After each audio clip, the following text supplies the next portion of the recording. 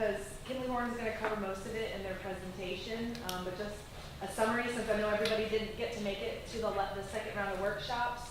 We had the same as last time, business owners, citizens, and then our boards, and we had pretty good participation from citizens and our board members. The business one was not as well attended as the first workshop, but we still got some good feedback. So everybody from Kinley Horn and the planning staff, we're all here to kind of talk through what we went through on the workshops as far as the presentation, and then the feedback we got from everybody. So with that, I'll go ahead and turn it over to you guys. Okay.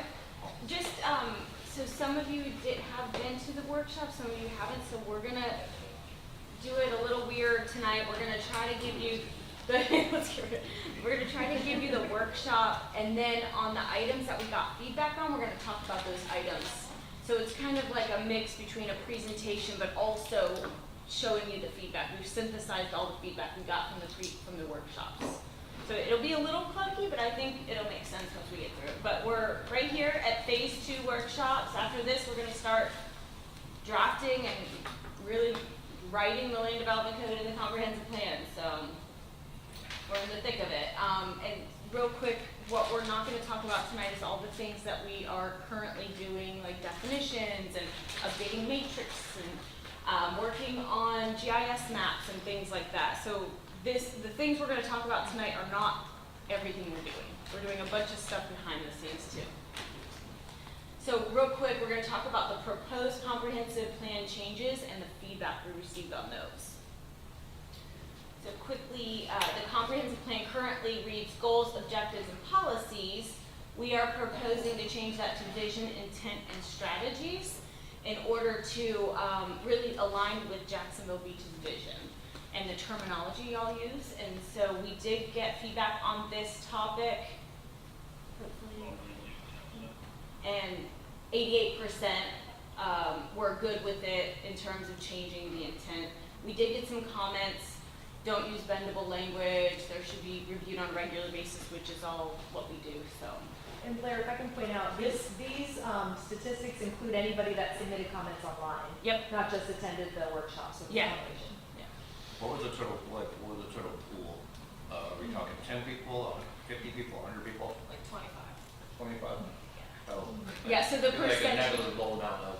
Yeah. Yeah. So the workshops, 25 people. Yeah. So like So, everybody voted on but they would have. Yeah, not everybody commented voted on this one everything. So that doesn't include everybody who's here. So some people, like for example, might not have provided a comment on this because they didn't really care. So, and the second item we talked about was changing some of the actual elements. And we're combining 2, we're adding 2. We did talk about the future land use element and how we're changing the goals to visions and how those visions are really tailored to Jacksonville Beach, not canned language. Some of the major changes to the land use element we are doing is removing FAR, which is essentially floor area ratio. It's another way to regulate form. It's redundant, so we're taking that out. We're recommending to take that out.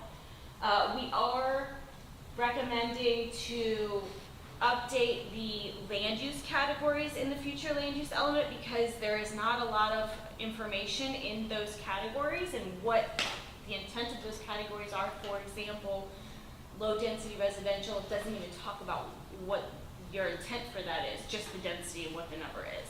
So we're going to try to elaborate on that. And then one of the inconsistencies we noticed was, or Heather noticed, is that the future land use element does not allow, currently doesn't talk about allowing commercial uses in the multifamily land use categories, even though the land development code does allow it. So there's an inconsistency and they need to be consistent. So that's what we are fixing. And so currently the land development code allows certain commercial uses by conditional use in multifamily zoning districts.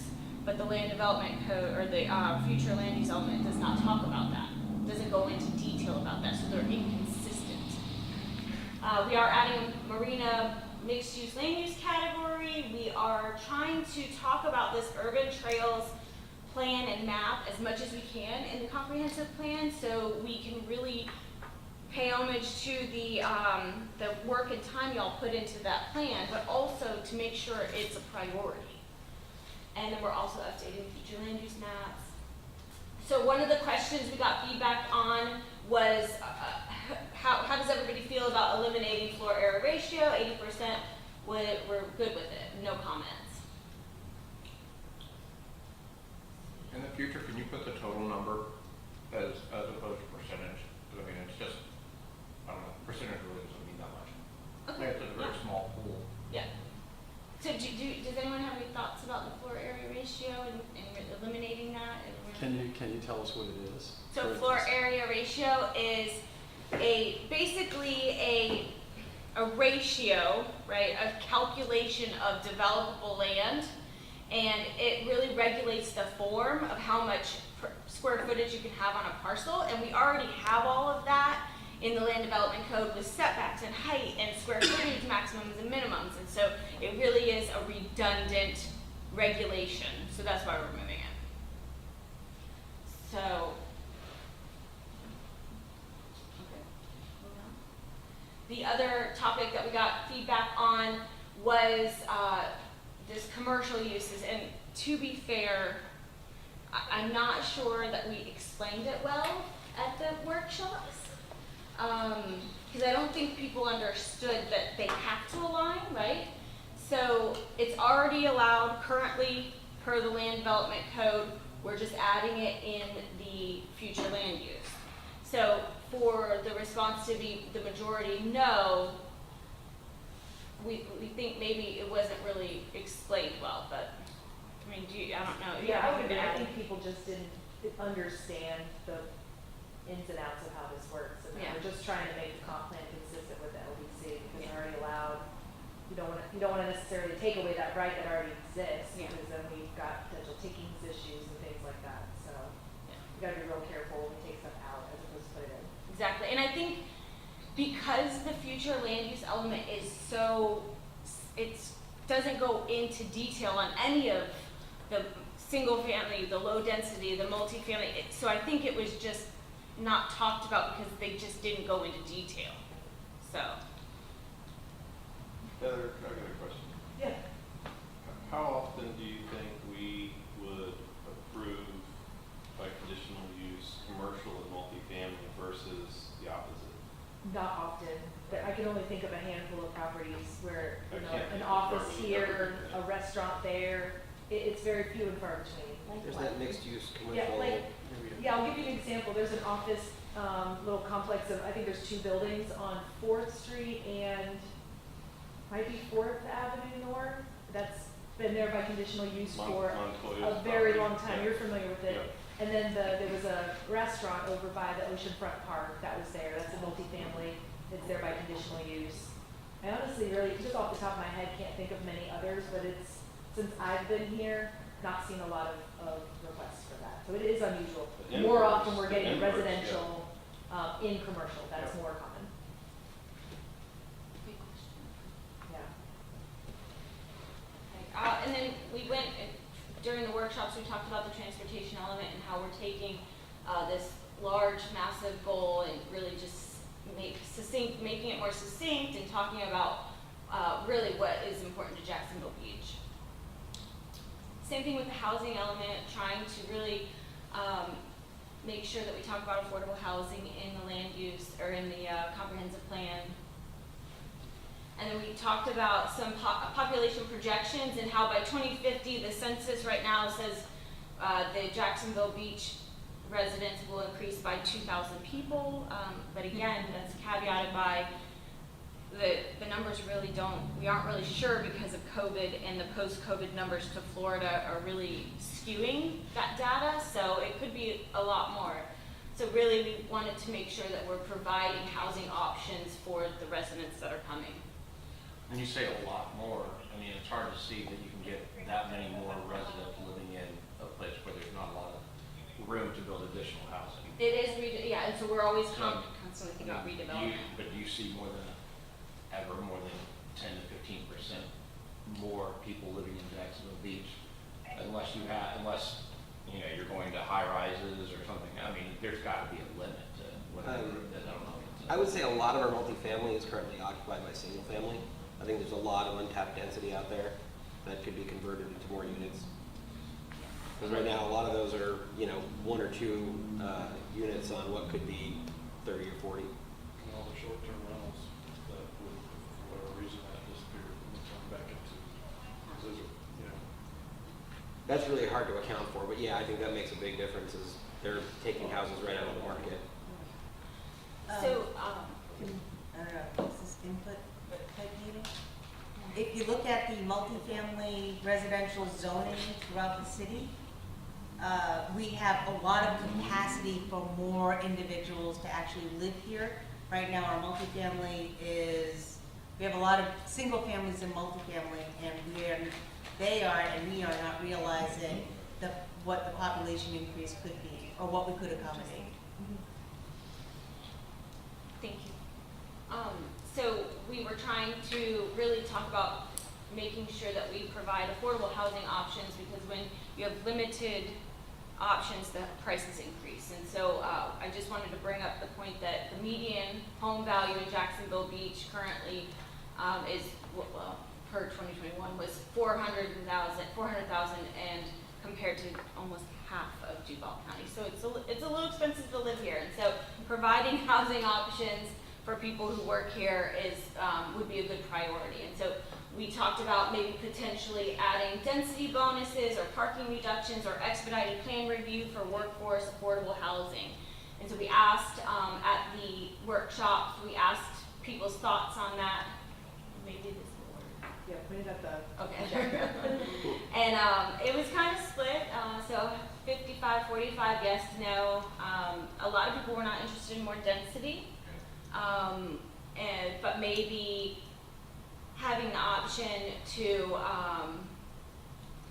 if people aren't interested in more density, maybe doing more expedited permit reviews or other ways to, parking reductions, other ways to incentivize it. And there's some of the comments we received from either the website, or we had little post-it notes on these boards for people to write down their thoughts. Any thoughts on that?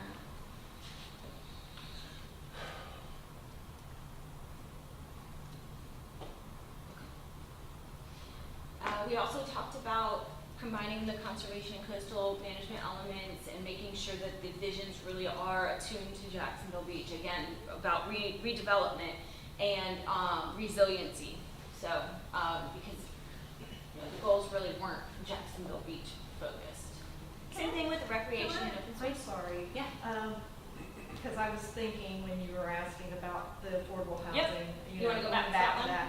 Let's Yeah, see if I mean, here's the big question. I mean, I know the state has passed the Live Local Act, which requires that 40% of a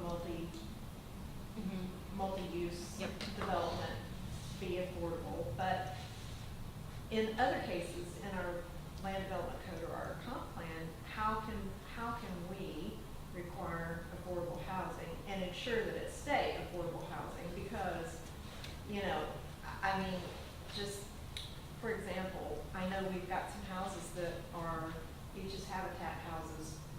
I guarantee you that those are not affordable anymore. Once they sell, they're just not, you know. I mean, so what can we do as a community to ensure that we are able to maintain Yeah, great question. affordable housing? So a lot of municipalities restricted by deed, and it is really it's the municipality working with the developer to put a deed restriction on the property for so many years.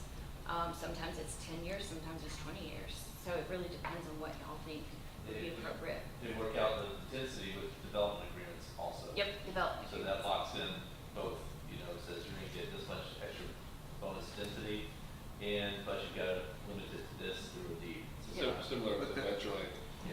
But the Live Local Act only requires it if you're taking advantage of the loophole to build in a industrial zoning or whatever. It doesn't require it as a whole. You know, It's not a you know, blanket that you're statement. taking advantage of other incidents to be able to get grant money and stuff too in order for that to go into it. So I mean, as a whole, it's not required. So we do, it's Yeah, so like, for example, in multifamily zoning or land use categories, you could incentivize affordable housing or workforce, similar to how the state is requiring 40% in industrial or commercial. So you could offer that. Yeah, I don't think we can require it. There's a lot of tools in the toolbox for affordable housing. I mean, there's some really avant-garde stuff like they did in the Keys with actual land trusts where you're just purchasing the house and the city maintains the property. We can also look at, you know, even potentially single-family lots and doing PUDs with smaller lot sizes and smaller houses and things like that. I mean, a lot of cities do it, and a lot of cities that have affordability issues do it. It's just, we have to tailor something that would be specific for us, that would be practical. I mean, I can tell you that one of the things that came up in one of the conversations was about, you know, can we provide housing, or are we trying to provide housing for people who are working in construction or working, you know, part-time jobs? And practically speaking, I can't afford to live here. So we're looking at, you know, a different tier of people that, you know, might make a decent living, But there is affordable housing within 5 miles of Jacksonville Beach, wouldn't you think? I mean, just right over the bridge in San Pablo, I mean, down Beach Boulevard and stuff, I mean. If it you might not be basically in gotta get the Jacksonville hobbies Beach, but before if you're gonna hit if you're in anything. If you're in larger cities with the Keys, then you're talking, there's no affordable housing within a 2-hour drive. Can I ask what constitutes affordable housing? What's the definition of affordable? It's based on the federal regulation of low income, and it's a percentage. It's like a whole definition. It's yeah, the fine. state NFS has Yeah, specifically for affordable and workforce and attainable, and there's a whole slew of categories. But yeah, and like the local act, it's like, what is it, 120% of the mean income in Duval Yeah, County. the average. And really, honestly, in Duval County, it's very high. $64,000. Yeah, so it's pretty high. So if any more comments? Sorry. No, that's why we're doing this. We're here for a discussion. We have 2 hours held for this. That's what we want to do. That is gonna be a problem because, yeah, the workforce. There's no easy answer. Yeah, I mean, the workforce, you've gotta be making, what, 100 plus a year to be able to live here at the beach. But that's the workforce that we're talking about that we want to have, that we need, is not gonna be earning 100 a year. You're talking, yeah, but you're talking about individuals. If you're a dual income family and you're married, then it's a whole different story. Even though it's still, We've got it on. Teacher, police officer. Next Monday's briefing, one of the items is to talk about the Live Local Act. And we met a little bit internally on that this morning, and one of the articles, I know I forwarded it to Corey, but it will be sent to you all with the agenda for Monday, is just an example of three workforce housing projects that just got approved in Pinellas County. In each case, each of the projects in total was over $20 million, but you also had county and municipal financial contributions in the millions of dollars each in order to get the project off the ground. In addition to the potential for additional state funding and or state tax credits. And those are the larger scale projects. So when you see it, it'll give you a really good example of, you know, are there really opportunities to have that type of large scale workforce housing development in the city of Jacks Beach? I'm not sure the land mass exists for it to take place, nor the underlying base cost of the land making it I think an Mark attractive location. brought up in one of the earlier workshops about repurposing city property that was used for other things, like old rundown shopping centers and things like that.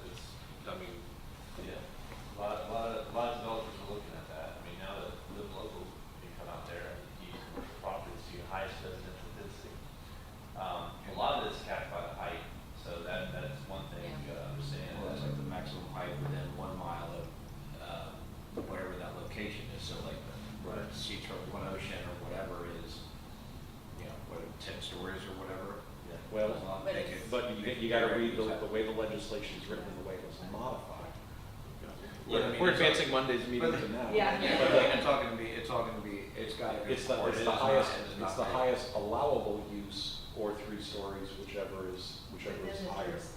So, and that was language that was changed from Senator Passidomo's original drafting, specifically because of those issues. You would have had a potential in Neptune Beach, that construction in Neptune Beach would have been influenced by the tallest buildings in Jacks Beach less than a mile away.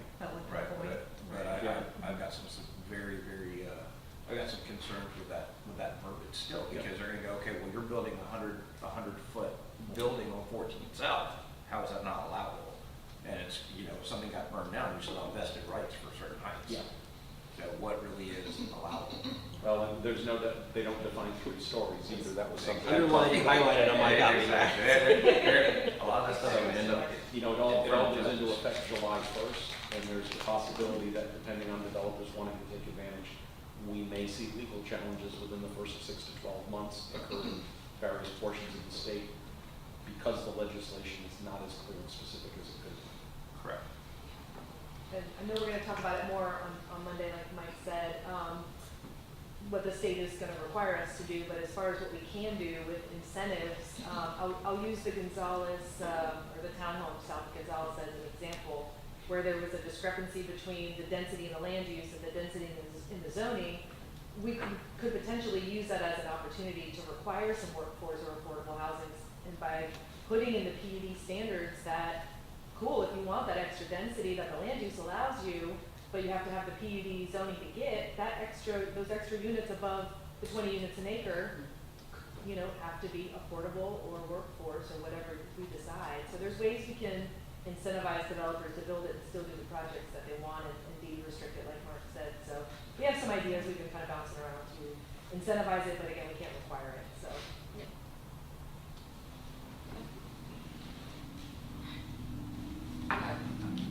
Back to recreation and open space development, we really wanted to focus because we heard in the workshops that open space is a priority, family friendly was a priority, parks were a priority, so we really wanted to tailor the visions for that. We are recommending adding a historic preservation element because Jacksonville Beach is getting older. And we want to make sure you have the tools in the toolbox if that becomes a priority, right? So for example, right now the comprehensive plan doesn't talk about really protecting historic properties. So if you wanted that to become a priority, you'd have to change the comprehensive plan and the land development code. Well, now if we write it into the comprehensive plan, you just now go forward with an ordinance. And 86% said yes, a couple of people said no. I think 3 people said 3 people said no. 3 people said no, 22 said yes. There we go. So, it's too new, so I disagree with that. Yeah, I was gonna say, like, the base criteria is it has to be 50 years old. 50 years or older. We're talking about the 70s now, so Yeah. a lot of our houses I would mean, qualify. There's a lot of housing stock that would be historic. So I'm just gonna disregard that comment. So anyway. All right, moving on. Okay, so this was really like the nitty-gritty land development code changes that we talked about. And those were the boards. If y'all didn't see the boards, those were the boards that we created.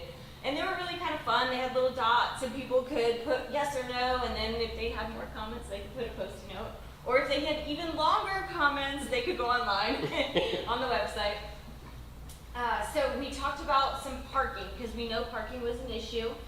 And we really wanted to kind of merge this issue with things that we wanted, right? So we wanted more bike parking, we wanted more golf cart parking. We heard that from everyone, and so what we tried to do is try to tailor this issue where, and that's, we have these little pieces of paper with this, I'll talk about it next slide, but, and we also wanted to talk about flexibility for staff, for parking issues that may not be in the land development code. Maybe they can make their best judgment. We also talked about the payment in lieu of, because right now there is in the CBD, there's a payment in lieu process where you can pay in lieu of providing parking, but it's very onerous on staff and complicated, no one's really used it. So why don't we make it where people will use it, if we already have it, right? One of the other kind of hot topics was the boats. We are going to limit 2 boats per resident, we're recommending.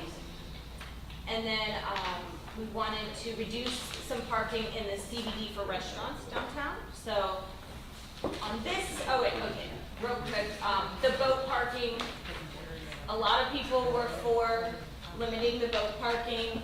Actually, a lot of people really only wanted to see 1 versus 2. Can I ask where this came from? So I think staff is having some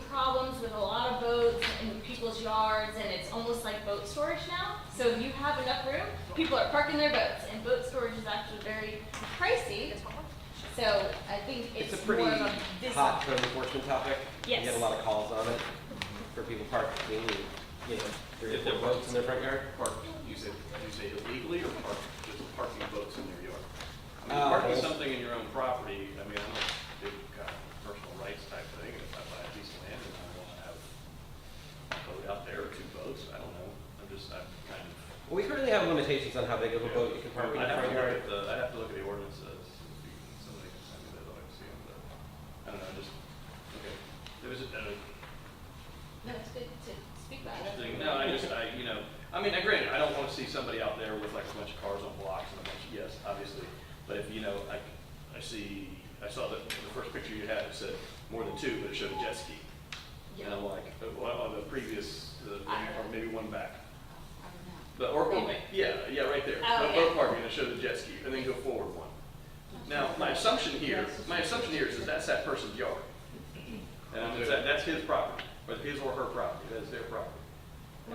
I think the idea, and one of the things we were looking at ways to preserve neighborhood character, and one thing we want to avoid is someone using their property basically as open storage, and they've got 4 trailers and 3 boats, and they got their friend's boat and their neighbor's camper, and now it's a storage yard, and it's not a residential property like it's supposed to be. So we were looking for ways to preserve neighborhood character in these residential neighborhoods, and this is just kind of one of the things that came up, because we do have some properties that have multiple boats, multiple RVs, all kinds of storage trailers in the backyard, and, Instead of limiting their ability to have those there, can we mandate something like if that's what you're gonna have, then you're required to have 6-foot, privacy fence? Something that basically cordons it off. I mean, again, use of your property is use of your property, but now if it becomes an eyesore of the community, then we should be able to legislate to say, hey, look, you can't necessarily, that's my thought. we can look at some options of, maybe just the number that's limited is just what's in the front yard and visible, Yeah. and in the rear yard, maybe we don't have a limit, so we can look at some like different scenarios to see. And again, whatever don't have a boat, works. don't even have 2 of them. A bunch of surfboards, they're all hidden away in the garage. We limit height, we limit coverage, we limit a lot of stuff based off of homeownership, so you don't really get a lot of, the city limits a lot of it. So, it's a property value issue.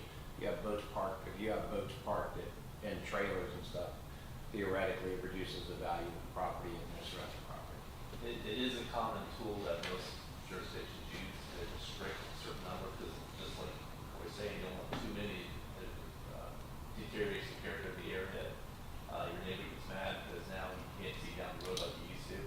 But a lot of jurisdictions also say if you put it behind the front yard and behind the fence, all fair, you'll do whatever you want. And again, as long as if it's not necessarily the eyesore that it would be, like, if you put a 6-foot privacy fence there, that's just somebody's got a nice fence. That's my thoughts. Yeah, no, that's good. Okay, so, yeah, what do we do? Yeah, we got it. And then payment in lieu, this is another one where maybe it's on me where I didn't really explain it very well during the workshops, because a lot of people said no to revising the payment in lieu, even though it's not working right now. I think maybe they thought they were saying no to the idea of payment in lieu. I think there are people that come in that have preconceived notions that whatever you say, they're not gonna change their mind. Yeah, agreed. We have that a lot. So that's just, food for thought. If y'all have any thoughts on revising the payment in lieu, we think it is a common sense thing to just kind of, we already have it, let's make it make sense and make it work for us, right? It's Because also we're not using it right now. very inequitable right now because the formula is block by block, so depending on where you're located, you end up paying more or less under the current rules, whereas we're planning on doing something more like a flat rate, so every commercial property in the CBD is treated the same. So if you were to average it out, what is the cost of parking space? It's somewhere between $20,000 and $40,000 a space. I think that was 40. So for that $20,000 or $40,000, and again, we'll use Spring Hill Suites. I think we talked about this a while back, like they got 20 plus 30 parking spaces. There was 16, I think. 16 that walked their way 17 out. now, It yeah. was 17, and it was a little over $600,000 that paid. And we said 20 to 40, so we'll cut the middle and say $30,000. So $30,000, how long will that maintain the surface parking for the city of Jacksonville Beach for the next 100 years? Because that, I doubt that hotel's gonna go anywhere. And if they sell it, I'm assuming that the rights to their parking go with them. So again, $30,000 for one parking space. What is the yearly cost per parking space to maintain, to restripe, to resurface over time? And is that, in our best interest? I mean, I'm just wondering. Yeah. Just bringing that up. These are not actual parking, but it's a theoretical number for us to be able to put into other future parking alternatives. Okay. And, yeah, I mean, I guess, like, so, but if they, in the situation of Springfield Suites or whatever, when you say Hotel X needs 200 parking spaces. And one of the issues that's already come up is we talked about workforce. We've talked about workforce issues here. But none of the facilities, Margaritaville, Springfield Suites, none of these are actually putting out parking for their employees. So they're all out on the surface as well. And then if there's more, again, where people are going into, and we don't have a parking garage currently with the limitations on 55 feet, so now we're now 35 feet, we're going to have a smaller parking garage. Again, so we've got, I wonder about $30,000 and the city's requirement then to maintain all these extra parking spaces in perpetuity, I guess. I think the intent of the payment in lieu was to incentivize bringing certain businesses downtown. And the payment in lieu originally was designed to provide additional parking in the form of a garage in the future. You do have a fee for parking right now, and that would, in theory, go towards maintenance. I know it probably goes in the general fund or something like that. But I mean, really the maintenance should be maintained through the use of the parking, which would be the payment that people have to use the parking. And then the payment in lieu is benefiting those businesses by them coming downtown. We can eventually provide additional three-dimensional parking. Okay, just thoughts. Can I just ask one general question? And this is a question that's only been. Moving forward, are we supposed to be, you're saying you want to come up with a flat rate? Are we talking about just the central business district or the? Yeah, the payment in lieu only applies to the central business district. So again, like Christian said, Well, what about, the intent was to allow property owners to have less parking on site where the city would then provide it in some form, but not enough people have used it for us to, Sure. build enough of a bank to get started. Since Springfield, we do now, but it wouldn't apply, it currently doesn't apply to the rest of the city. correct, I guess what I'm thinking is going forward, when you have like the industrial section right there behind on Shutter, that zone, that might be one where it might apply in there as well. I mean, do we limit ourselves to just the central business district or? I think for now we do, because we don't have public parking anywhere else in the city. So the idea is that you as the business you don't provide all of your parking that's required. You give the city some money and we are going to, in the end, provide it for you in the form of surface parking currently, but in the end, ultimately a garage. Okay. So since we don't have plans to provide public parking outside of the downtown district, it wouldn't really work unless we were planning on doing a surface lot somewhere else. Also, the architectural standards for CBD require you to build more building on the lot and thus lose parking. So it's kind of a double-edged sword. If we require that and then don't provide any relief, they're never going to be able to meet those requirements, and so they're not going to rebuild their building. Sure. And I'm not against the payment in lieu of process. I just think the way not everybody can go out and stroke a $600,000 check like Springfield Suites can. Right, and you're right, they can't. They gave us a lot of money, and that was part of the problem, is that it's really inequitable, and it's $40,000 right on the ocean, and a few blocks back it might be $20,000, but the cost of a parking space is really the same. And so I think making it more simple and equitable across the board, and like, okay, and also in conjunction with what Blair's going to talk about next. So not only do we reduce the parking requirement downtown, but we also offer you the opportunity to pay your way out of it a little bit more, so the city can have more funds in our coffers to build a garage. One of the problems we do have downtown is that it is really difficult to meet all the standards of parking, especially a restaurant. all the parking standards and all the dimensional standards downtown, because you have to have 90% street frontage of your building. And so finding all the places to do all the things you're required to do, in some cases, it just isn't possible. Without rezoning it to RV, you can't get a variance downtown for parking. So if we want some of these properties to redevelop, we need to provide incentives for them to do that a little bit easier. And this is just one tool. Not that everybody's gonna use the payment in lieu of, but we need to make it easier for them to use. Wanted to build off of Bill's question. I think part of it, you know, for decades, people have been paying into this parking account. What have we been using it for? So we've only had 2 developments that I'm aware of actually use it. Spring Hill, and then there's an office building over here on 3rd Street and I think 4th that used it. So the monies hasn't been used for anything yet since we never built the garage. To my knowledge, it's still, can I you had confirm that? actually Yeah. checked, it's a little under $700,000 currently sits in the. So we can use that towards a parking garage. Right, and once these Thank you. buildings are created, we're collecting tax revenue continually after that, so we're continuing adding to anything for any maintenance and stuff anyway. And charging for parking Yeah. goes towards maintenance, I would imagine as well. That's So just been a big question that nobody knows where that money is gone. So thank you for that. it's still there. So then, Well, I'm sorry, No, go ahead. I had another question with regard to parking, because I don't know how many of you got the email, I think you all did, from an employee who works at Margaritaville. And so that in itself is proof that employees are not parking on site on these properties. And so is there anything that we can do about that type of thing? There's only That 2 or would 3 be- places that have employee parking on site, which is Ritz Bricks, Happy Lynch's. Yeah, you probably don't have anything, I right? don't have any. Yeah. Yeah, I mean, it's honestly, it's common for downtown, you know, to not Yeah. have parking accessible. I mean, when we both worked for City of Jacksonville, and they did too. We walked 5 blocks from I walked a mile.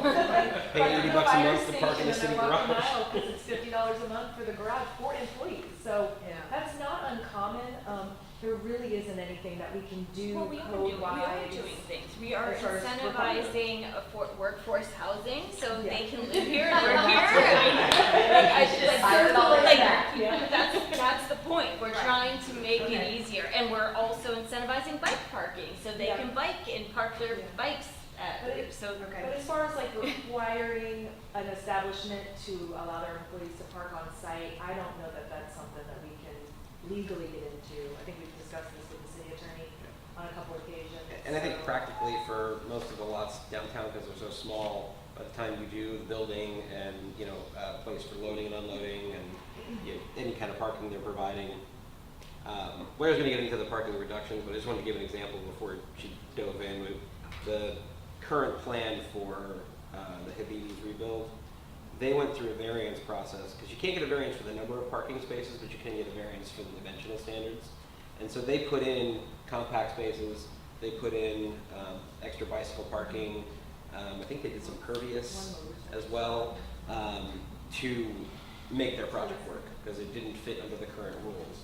And it's a great example of what we're trying to do now.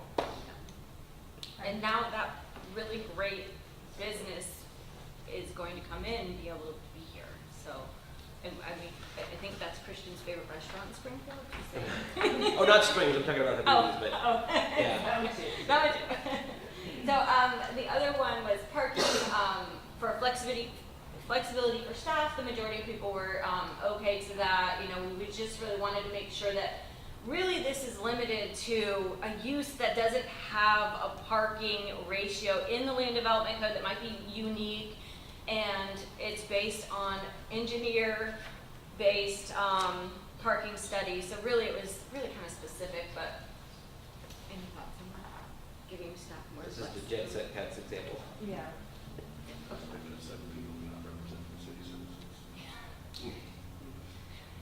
Okay, so now this is this parking ratio in front of you that we kind of created. We're kind of proud of it, but we'll take some feedback if you would like to. So, yeah, one comment first. So you see how it's broken up between CBD and all other zoning designations. So the CBD, we're gonna treat differently than all other zoning categories. And essentially what this is a way to incentivize what we want, right? So we want more bike parking, let's reduce your required parking if you provide bike parking. We would like more compact EV golf cart parking. Well, if you provide those types of parking, you can reduce your parking. Same thing with motorcycle. We wanted to incentivize pervious parking because of, resiliency reasons. Same thing to proximity to public parking. So if you're close to already existing, maybe a new garage, you get a reduction in parking. And we wanted to incentivize the urban trail. So if, let's say that the urban trail becomes extremely popular and everybody's biking on it, maybe you don't need so many parking spaces for vehicles, you need more bike parking. Enhanced landscaping. One of the comments we heard a lot from the workshops was that there's not enough shade trees, which I kind of agree. So we are proposing, hey, why don't we get more shade trees and reduce the parking? And then we also came up with maybe a 50% max reduction on CBD and a 30% max reduction in other zoning districts.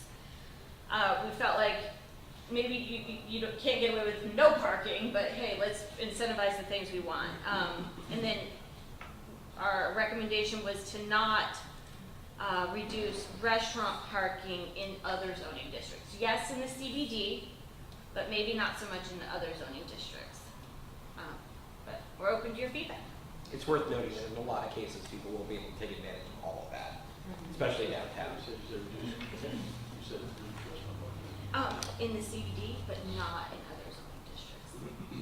So shade trees, is there a good definition for that? Because, I mean, Yeah, we it's in wanna the make code. sure that Yep, it's There in will the be. code. it is a true shade tree, Yep. right? Yes, Yeah. yeah, there is a definition that has to do with, height and how large of a, basically, Like canopy, it's called a it creates Okay. after a certain amount of time, so yeah. Yep, yeah. We can do that. Can we,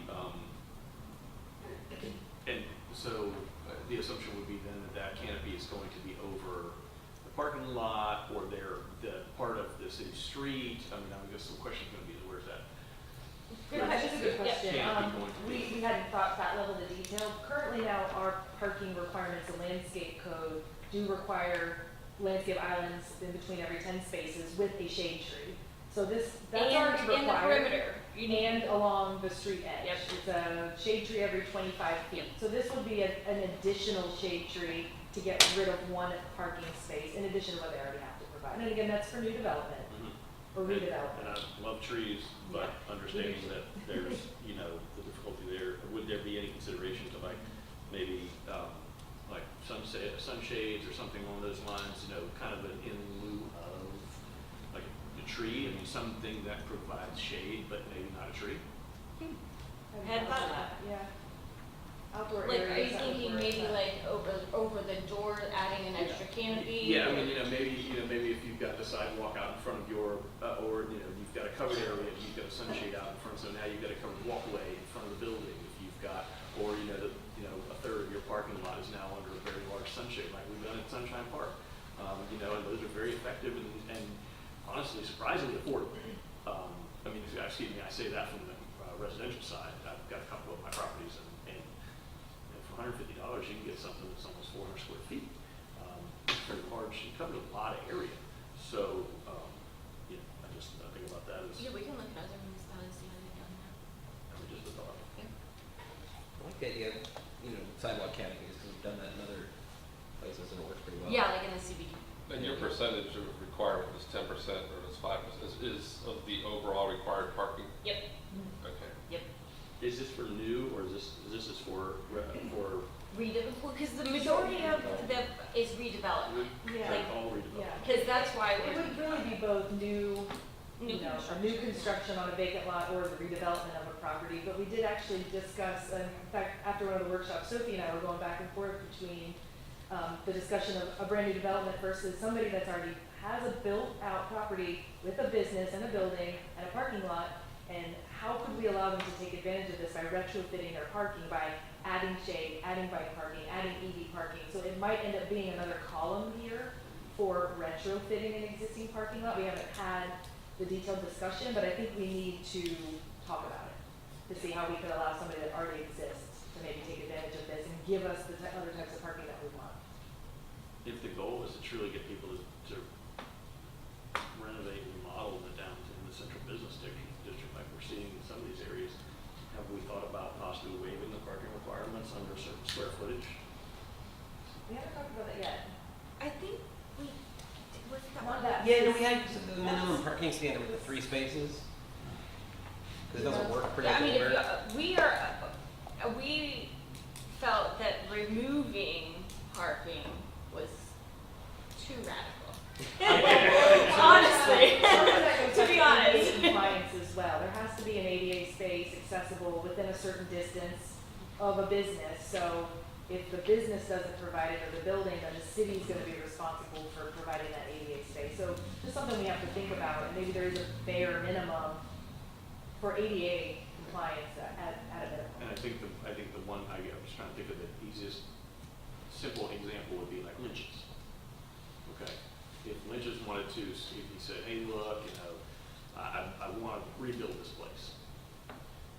But then he would have to, they would have to come up with a certain number of parking spaces, much more than they're already required to. And again, I don't know if we could pass something that says, if you're one of these legacy buildings, and I don't know if that's a process, but under a certain amount of square feet.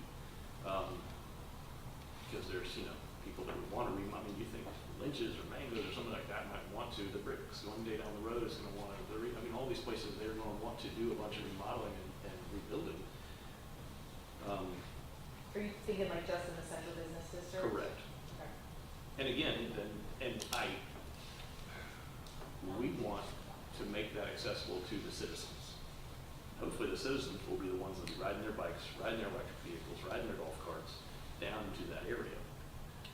I will be. And I do, because I know coming from my house in South Jackson Beach, that I'm not going to have parking.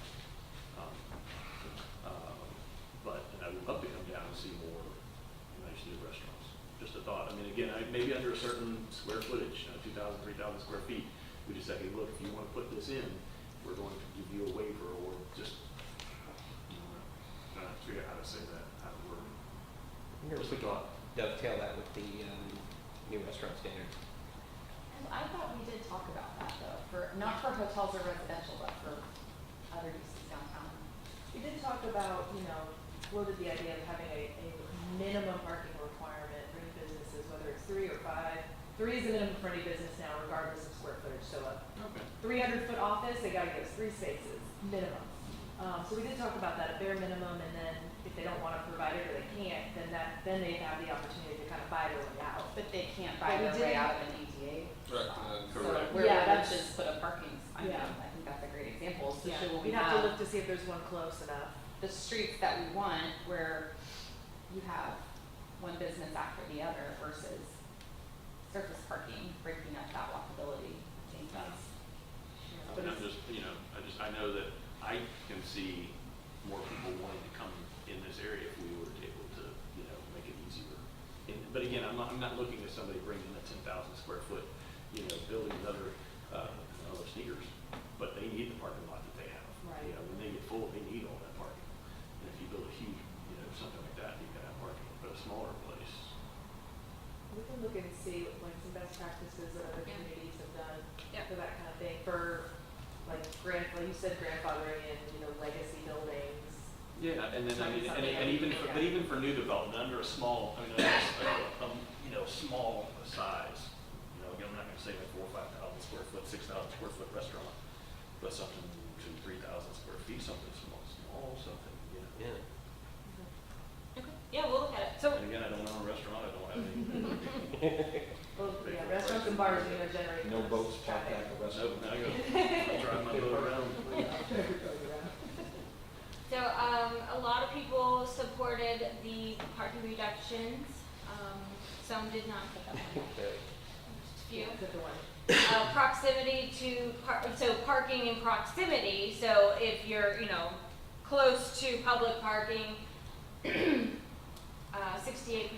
said yeah. You know, got some comments on that. Is the thought process on proximity to public parking, that it would be to parking lots and on-street parking, or just to parking lots? Public parking, yeah. So Yeah, on-street would count as yeah. well? Yeah. In the Riverside district, you can count the spaces directly adjacent to the property if they're there. Got it. On Neptune street. and, Yeah. Neptune and Atlantic do it that way as well. Yep. Yes, we're in, you know. And then, maximum parking reductions. Can If you it go gets, back, can you go back to the previous slide? Sure. and finish? Oh, Try to yeah, read sorry. that- Try to read that comment, close first few. yeah, that comment, one of the gentlemen really wants us to stop vehicles on First Street. And I was like, I love that, let's do it. Let's do it. This undermines a free market. Yeah.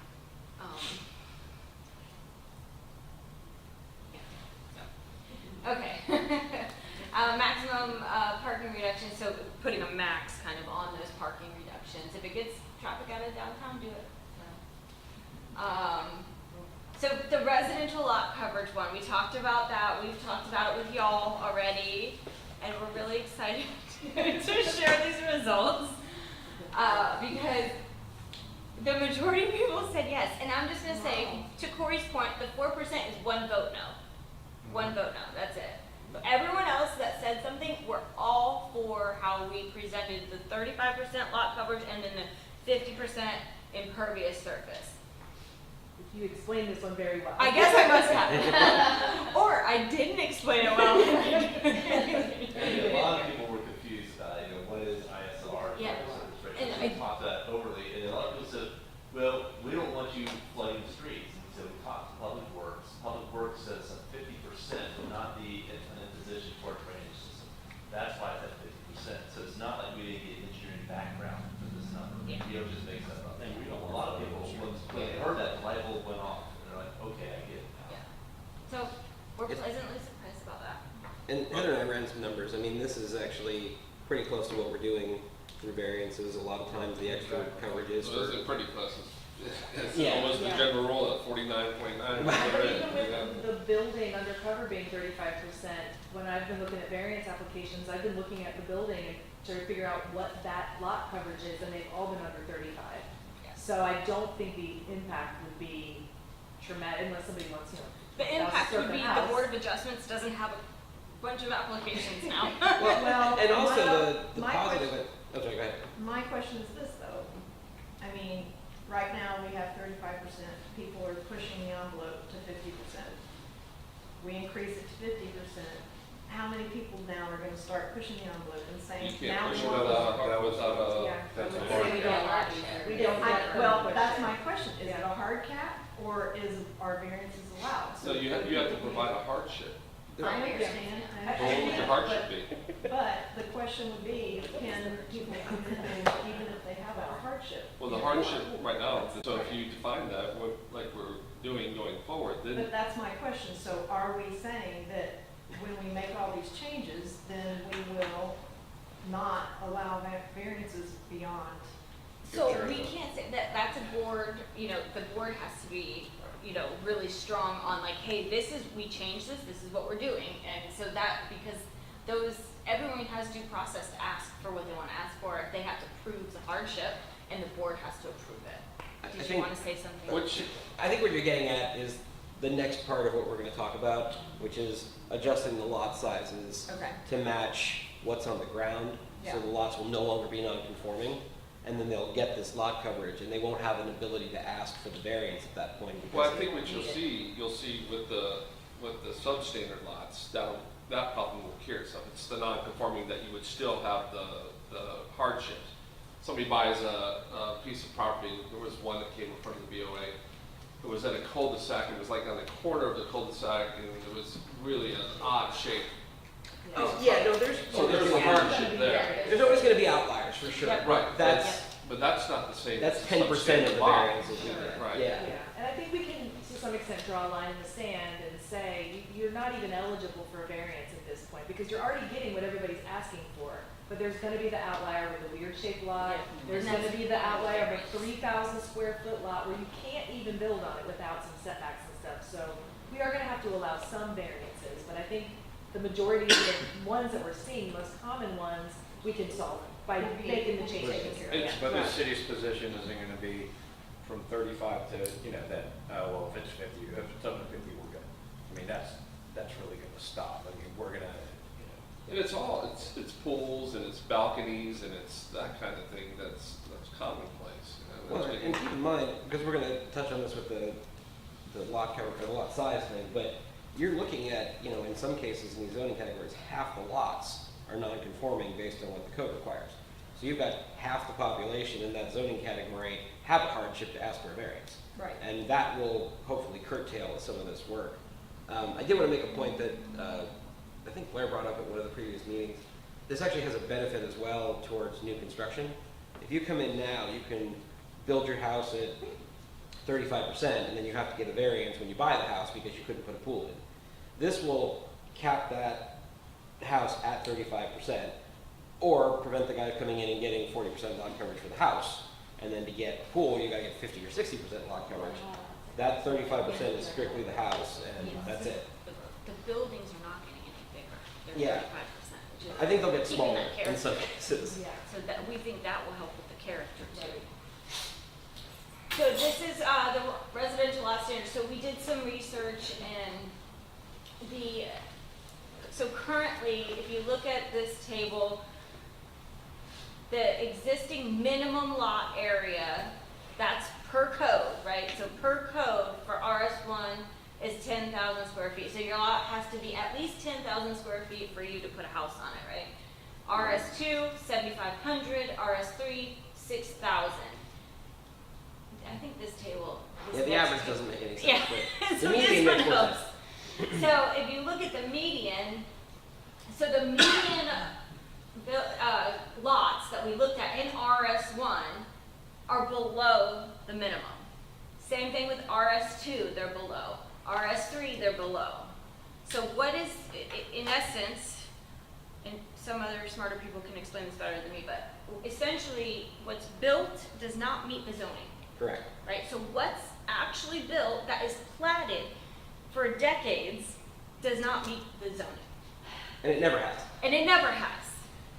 So There's we're a gonna lot- try there's to, a lot of, yeah, it's obviously. Yeah, I mean, if you look at the, you know, the range for, like R3, you can see 6,000 square feet is the minimum. More than half of those lots, or close to half of those lots, are below that average. Oh, what did I do? Sorry, I was trying to point. And And then the mode is the most frequent, right? So Mhm. that, the mode is the most frequent. So in RS1, the most frequent lot is 6,600. The most frequent in RS2 is 6,000 under. The most frequent in RS3. So I think this data kind of, that's why we're getting so many variances, because the RS1 doesn't match. And so we're gonna try to look at either, we have some options, probably both, changing some areas that are like just way too small for that zoning category, changing the zoning on some of those areas to match a zoning, and then maybe changing the actual criteria in RS1, or maybe creating a new one where it matches. And when you change the zoning, you're not changing the uses. Yep. Yeah, and we're not changing the density, so don't think just because they have a smaller lot, they get more no, that's not true. the smallest zoning category maximizes the density they're allowed. The larger ones basically you scale back from the maximum. So in RS1, at a 10,000 square foot lot, you'll never hit the maximum density for low density residential. And also a lot of these are set up by historic plats. So we think, we're gonna look at this in a GIS analysis, but we think that some of these areas will be cohesive where we can say, these are all 6,000 square foot lots. Maybe we draw a box around that and take it from RS1 to RS2 or RS3. Yep. Some of them may be scattered, and if that's the case, we may have to look at adjusting the actual lot size in that zoning category. So we just have Take a to look map at- it and see. you could take a look at the Pine Grove neighborhood, in of itself is gonna fall into that Right, yeah. exact scenario right there. Yeah, and there's a lot of them. I mean, you know, half of the Jack's Beach plat is in RS1, and they're all 6250. Right. So, So that, we didn't really get into the weeds yet, because we wanted to make sure everyone was kind of comfortable with that first, right? We didn't want to do all this work and then whoa, we don't like that. So, if everyone feels comfortable, also, 74% of the people voted were for it too. So they understood. We explained that one well. those are the 12 guys without pools. Yeah, exactly. Quick So, question, is yes, this gonna be on the website, this presentation?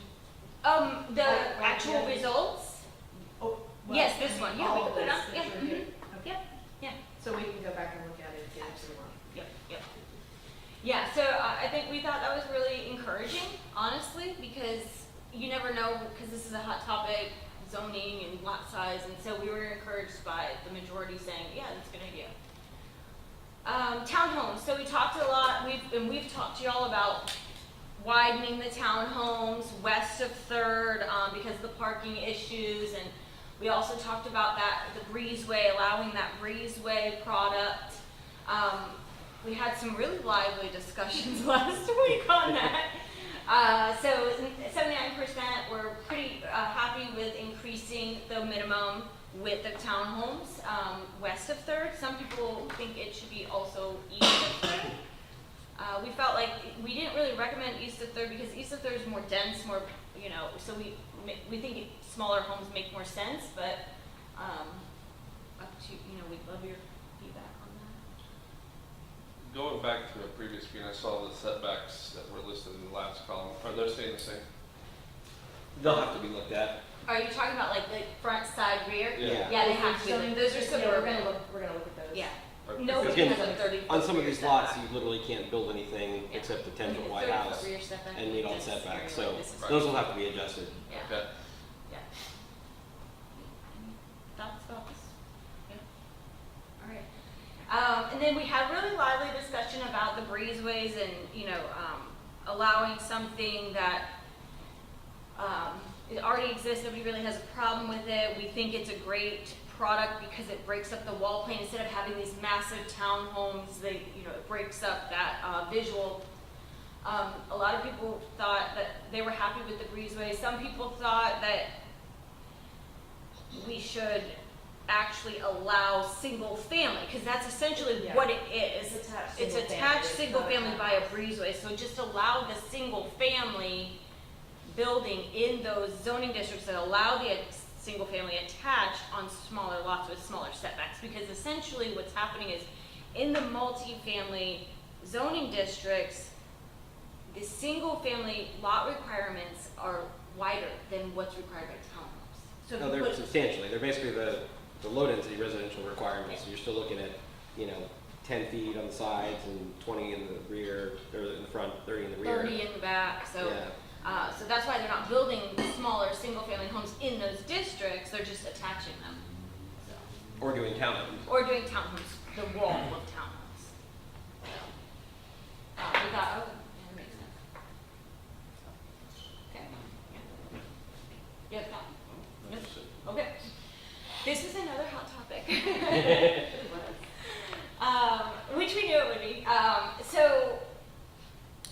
And for those of you who have not been to the workshop, so one of the recommendations we are recommending, because one, we want to preserve neighborhood character, right? So we want to preserve neighborhood character. We also want to try to provide more affordable housing types, right?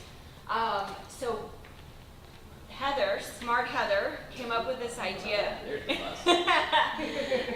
that, there's this opportunity in multifamily zoning districts, right? So these are multifamily. They're already zoned for multifamily. You can have more than one unit on this lot.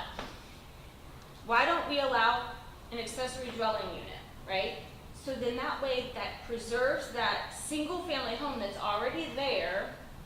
They can add another unit, still meet the density requirements, but then that way they have maybe mom move in, or maybe rent it out to a coworker. But make sure it's very specific and have really strict rules on it, right? And it's a conditional use. So, making sure that it's only 50% of the principal building.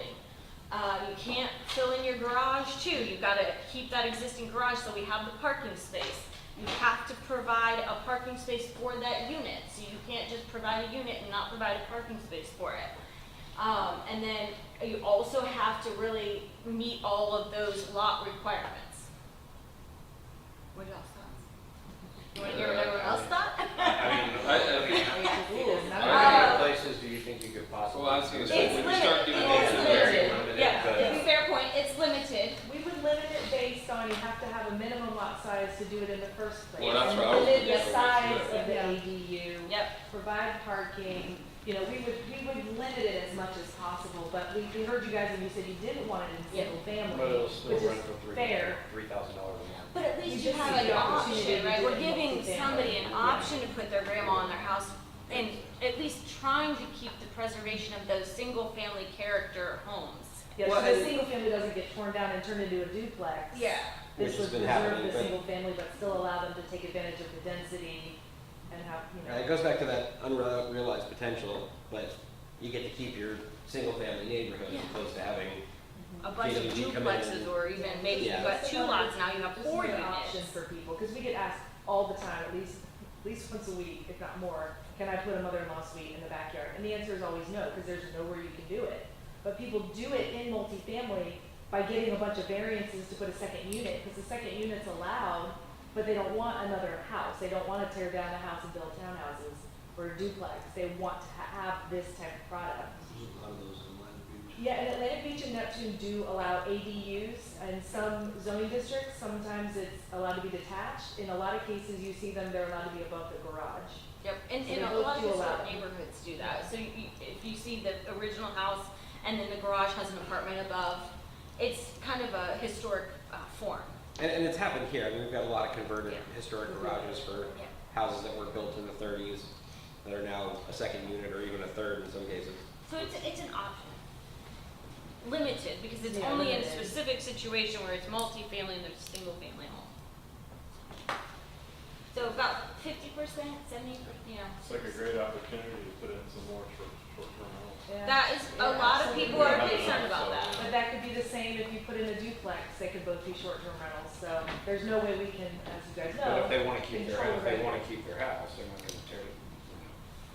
They're doing this because they want to keep their house. And Exactly. People that are wanting to keep their house are not tearing down their house, building a duplex because they want to have a mother-in-law suite. So it gives an option to people who, really want to preserve, or like, I'm sorry.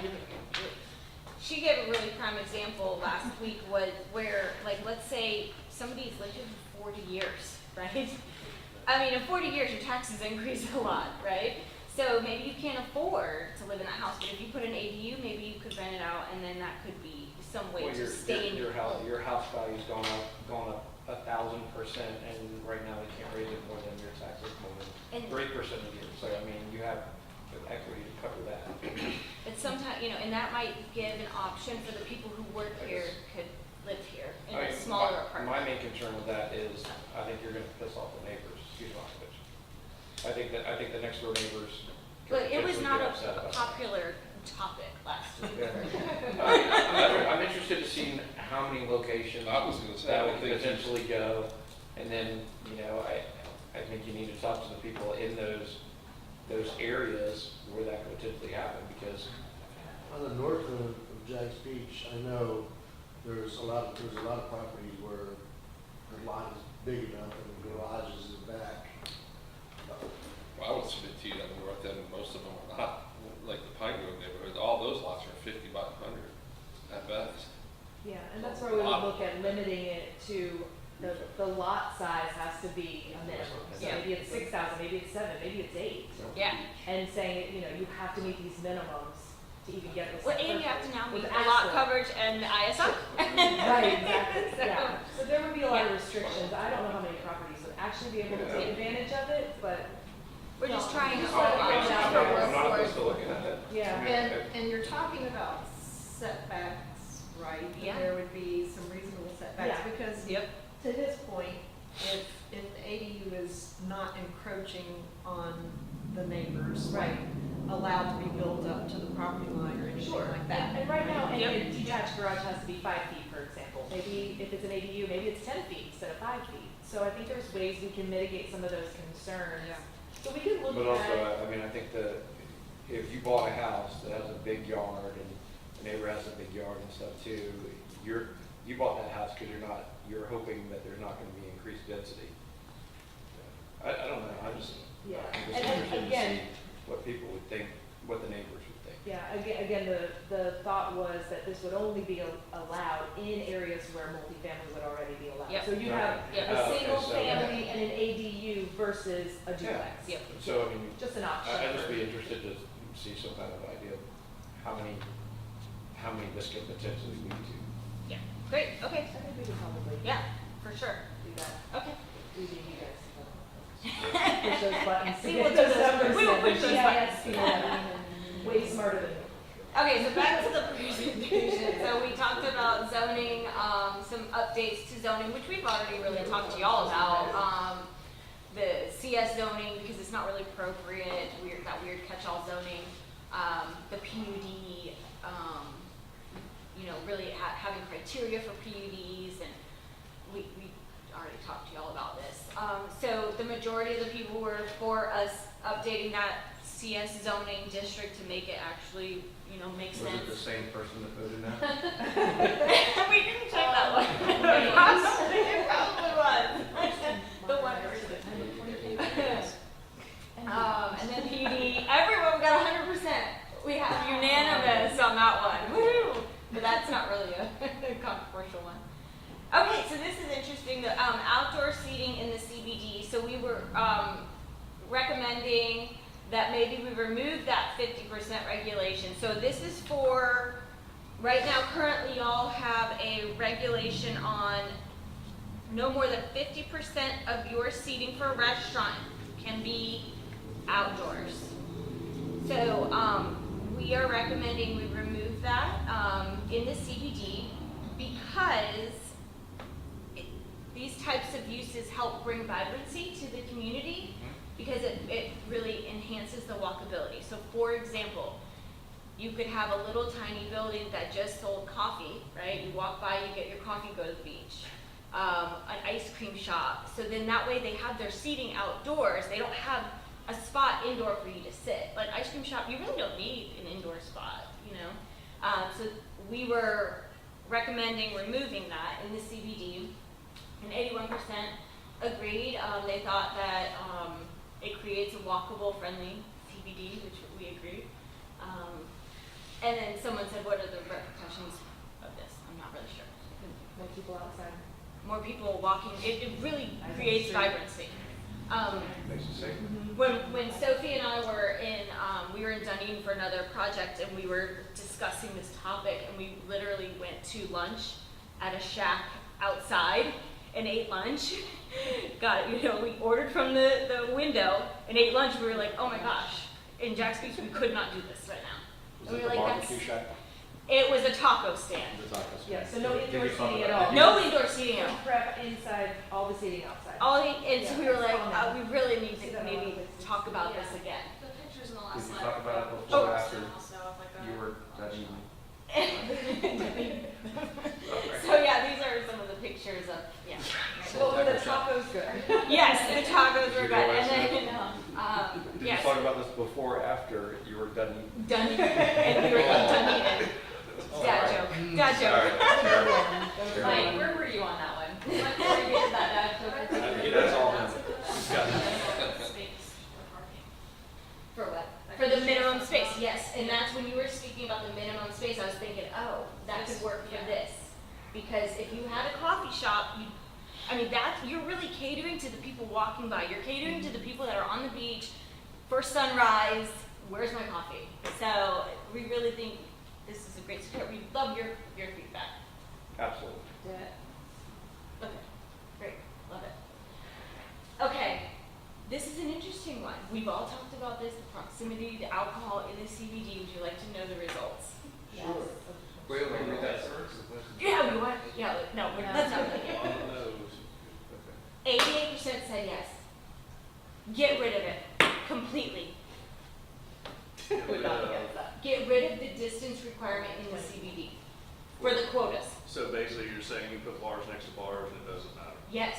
And you Well, have a for limit. limited to the you only existing have- quotas. For the You only ones that have, are you only already have there. 13 of them anyway. So And it's already it'd be, done like that. yeah, it'd be easier to have them all right on top of With the each other. exception of one or two. Yeah, there's two Yeah. outside the CBD. When we got the currently, results list, we were floored by two this. that are sharing licenses that I'm aware of, so. I think we could do this in a way where, obviously, we're not gonna have any more quotas right now, but a beer and wine bar would still count. So we might wanna write it so that it only applies to the existing ones that are there. Yeah, the New existing ones would- quotas. New ones would have to maybe meet a different rule than 500 feet, maybe it's 100 feet, maybe it's 150, that's about half a block. Like wine bars, for These are example, for they're not a places quota, that but they're a only bar. serve alcohol. Yes, Yeah. yeah, or don't have to serve. Yeah, there's Yes, COP, 49% COP, of their COP, Like, So Tap room. yeah, 2 COPs beer and wine, 4 COP is full, but like Lynch's, for example, they serve food, and it's pretty good, in my opinion. Yeah. But they're not considered a restaurant. They could stop serving food Or tomorrow they, and, yeah, because you want the liquor license. Yeah. Yep, Carry it on, was so- the liquor license, Just that's to how be I safe. know it is. yeah, so I think there's a way we can do this, so we won't negatively impact the existing bars. They won't be forced to move out of the CBD and maybe closer to And a you're not gonna, residential neighborhood. and I don't think you're gonna get a plethora of just beer and wine COP2s anyway, so. Well, there's so regulated by state, and it's obviously regulated by the charter, but they're so expensive. You know, I mean, these quota licenses are, because it's limited by the number in the state too, right? Yeah. I think. So it's very expensive. Is this still the same 25 people voting? Yeah. 23 said yes and 3 said no. Oh, you got it. 3 said Oh, no, I can do the math, but what I'm trying to make is, this is 25 people. Yeah. You know, this is I out of agree. Yeah. 25,000 people in Jacksonville. Yep. But these are the people that show up that care, right? So like a But lot we're of not- people like, This is something you they're know. passionate about, so they know Yeah. what they're passionate about. I mean, it's not the average citizen. Yep, and usually, people that come to these meetings are very passionate about like, the opposite, so we were surprised. I think they see because we talked to them a lot about this too, like they see the benefit of keeping them clustered where they are, and also from the police department standpoint of being able to concentrate their resources and not letting them go to a point where they're not conforming and have to leave. They're gonna go somewhere in Jack's Beach. They can't take it outside. So where do you want them? You want clustered, or do we want them to? Well, it's worth, they're worth $800,000 in Jack's Beach, and they're worth $200,000 across the bridge. And this also could help with the renovations of the buildings too. Right. Because they're not closing down to renovate their buildings because of the 50% rule and. you That's know, what happened to Bose. Yeah. They were closed, and then they had to go through all those hoops to be able to reopen. So that was, essentially the feedback we got. We were surprised by a few, not surprised by a few, so. So question, you Yeah. didn't touch on residential parking. Because we're not touching residential parking. Well, but we had talked about the fact that we have issues with townhomes and that, you know, we have, just like the woman who came to our council meeting Monday night, and there's two townhomes next to each other, 4 bedrooms in each one, and they have tons of cars parked in the yards. Yep. But they're violating the existing parking requirements. What's the They background need to like? be- They need to be towed or ticketed. And that's an enforcement issue. But I know. You mean we the talked townhome? about- For the townhouses, Yeah, what, so, let me go back. We talked about widening the The minimum townhouse. townhouse Way lots back. to accommodate for a 2-car garage and a 2-car driveway. Yeah, so, But we had talked about tying the parking to maybe the The number of bedrooms, bedrooms. yeah, that right, was at the one other thing we point. talked to, Well, that was about for- 2 minimum up to a certain number of bedrooms, I think it was 3, and then increasing it based on number of bedrooms after that. Because the majority of our houses are 3 bedrooms. Now, is that, No, is that's- So that- is that still in the works? Yeah, Okay. yeah, it's Alright. still on our, Yeah. on our list. is that included with the garage, or is that? We include garages as parking currently, we count them, that is their intent. yeah, That's so, separate. that was, Because because we were gonna do that anyway, so. Oh, I know. Yeah. I'm just saying that we have a lot of 4-bedroom homes. We do. And I know I drive by them, and there are 4 cars parked in front of them. Right, well, but Can also, they legally park? In some cases, yes. I mean, in their front yards or? Well, they're parking out into the street, which is then interfering with the traffic. You can in the legally park in neighborhood. your front yard on the the grass. vacation, but the vacation rentals, those are Yeah, the ones, this- yeah. they're coming in for the weekend, and they're bringing 11 cars in. Yeah, my Talking point's about not really about the vacation rental, Yeah. just the fact that Good you've got a example, format though. in place that Right. can I was just going by accommodate. the example you gave that lady who came in. Well, that's always gonna be a top one with the parking for the vacation rentals. But I think for the townhouses, because those are more of a problem than the single families as far as the parking goes, so widening the town, obviously for the existing ones, they are what they are, but for new ones, widening the lots will help. Just, they will have to provide more parking on site, so. One of my pet peeves is that situation right there, parking on the sidewalks. Right. Yeah, that is, yes. Is there? Well, It's it's technically- already illegal to park. It's like the- No, I know, I mean, is there, I mean. Yeah. That is not my car. That's where the word of That's the.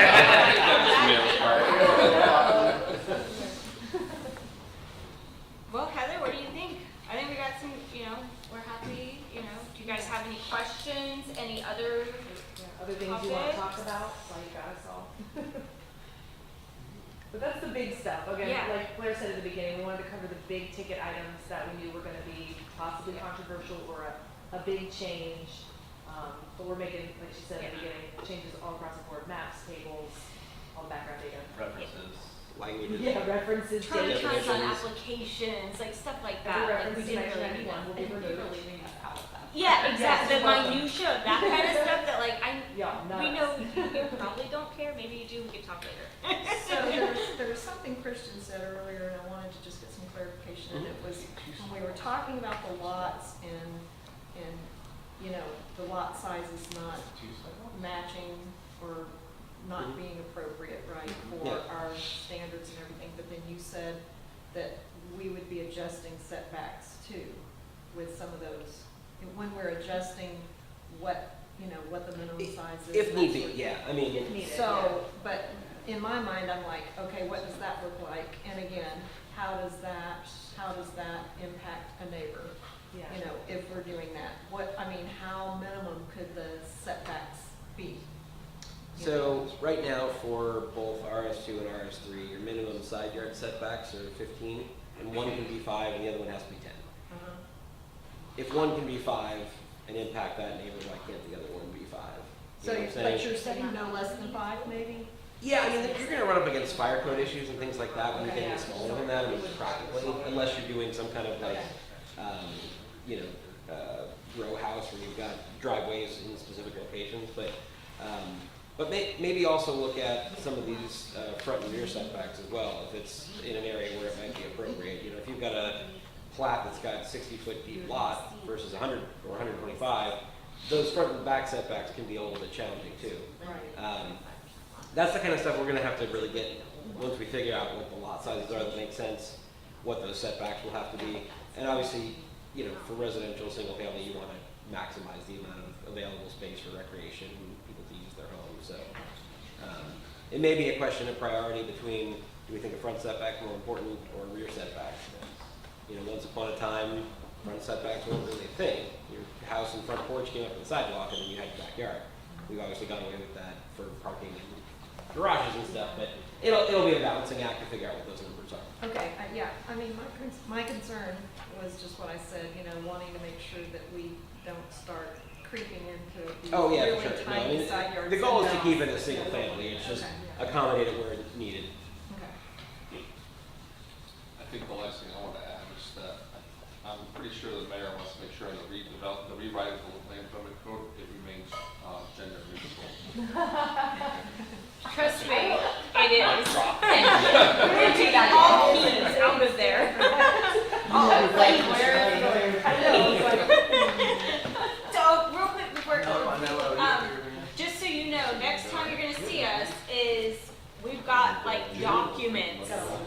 Like, we're writing documents, so the next time we see you, it's gonna be, we're coming forward with stuff for you to look at, okay? And when is that gonna be? Like what time? Between August and December, and don't quote me on that. Okay, okay. we'll avoid avoid the holidays, obviously. Yes, yes, As we much as that's the possible. goal. Only so So will they document, working drafts, kind of? So, No. we're not gonna do that. We're gonna We'll give see you, them, but yeah, we're gonna work There's with gonna be a lot of back and staff. forth. There's a lot of back and forth between staff, but we'll send you like, hey, this is what we're suggesting, please read it, and it's gonna be a lot. Part of the issue is we're gonna be moving stuff around inside Moving. the code. We're There's a lot of it's documenting very, is really you know, wrong. you've got The conflict definitions in the is sign really portion, complicated. definitions in the zoning, and then definitions in the definitions. So we're gonna rearrange some of that, so it's not gonna neatly line up with the existing code. The content, the only things we're gonna change content-wise as far as impacts is gonna be the stuff we've talked about. But we're gonna expand definitions, we're gonna look at some of our processes that don't necessarily make sense and timeframes for applications and things like that. But I don't think having a strict red line version is gonna make a lot of sense, because there'll be a whole section to read in It gets and a very whole new section messy. over here. It's very hard to read when it's a red line document like that, so we'll give it to you in sections. This is the new section, this is the new section, this is the new section. yeah, and explain what all the changes are. I guess my question was,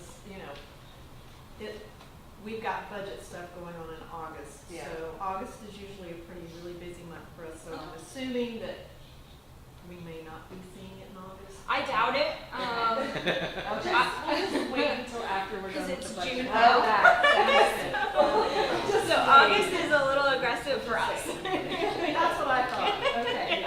So I have a basic question with the changes that are going to happen to the code. Are you going to, since you're not going to be doing red line, are you at least going to be putting notes in each section so when a PDF comes through, if there are changes in this section, there's a notes section saying this is now in this piece of the LDC, or this has been removed, to make it easier for We'll the be decision makers. summarizing what they are. Like, I'll give you an example. The part of the code that has to do with like public notice and postings and the newspaper and the mailing that we do. It's over here instead of in each section, and it's different for each type of application. We'll want to take it out of here and put it with the application details. So it might not change, but it's gonna move. So that's. I just that's know a good in the thing. past, it's been a lot of work. I've been doing document merges. Yeah. Yeah, so I do what we had and then what's being proposed, and I do a document merge, and I'm like, Yeah. okay, there's a lot of stuff going on. Yeah, I don't even think that Summarizing. this is necessarily I know you do. merged, because I mean, even the language I don't that even we're know if I wanna using in see a lot of red